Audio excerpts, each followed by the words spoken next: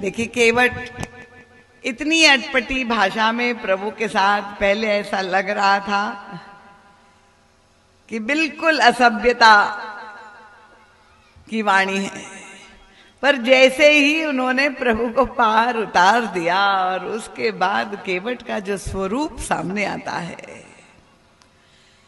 गोस्वामी जी लिखते, केवट उतरी दंडवत की ना, और प्रभु सकुच ही यही कछु नहीं दीना।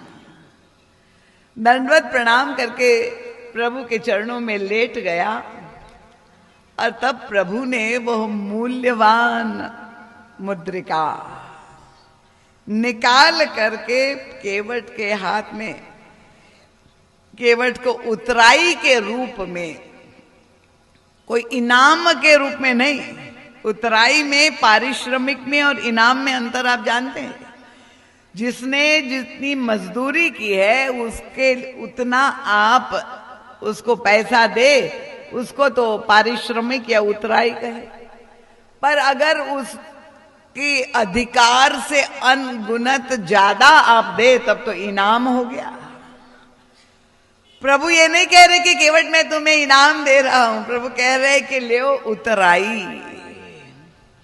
पर ये केवट आज प्रभु के सामने आंखों में अश्रुपात हो करके इतना गदगद होते हुए कह रहे, प्रभु आपने आज इतना मुझे बड़ा बना दिया है मांग करके, अब मुझे इतना छोटा मत बनाइए।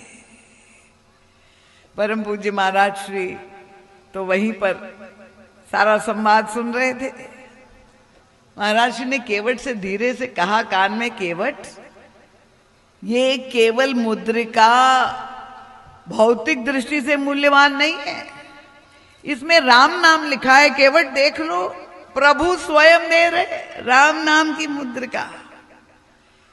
केवट ने कहा कि हाँ ठीक है, राम नाम भव से लोग भव सागर पार चले जाते हैं,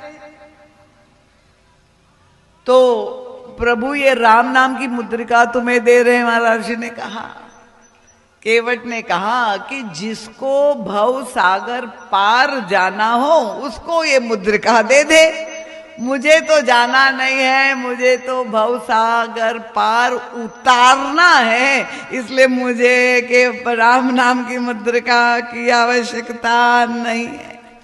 मुझे उतरना नहीं है भव सागर पार, मुझे तो उतारना है। तो महाराज जी ने कहा, अरे केवट तुम्हें ये अधिकार किसने दे दिया भाई? तुम गंगा पार उतारते थे भक्तों को, तुम भवसागर पार उतारने लगे। केवट ने कितनी मीठी बात कही, वो तो हमारे गुरुदेव ही सुन पाए। केवट ने कहा, तुम आप भवसागर पार उतारने की बात कह रहे हो, मैंने जब भवसागर पार उतारने वाले को उतार दिया तो अब भवसागर पार उतारने का प्रश्न ही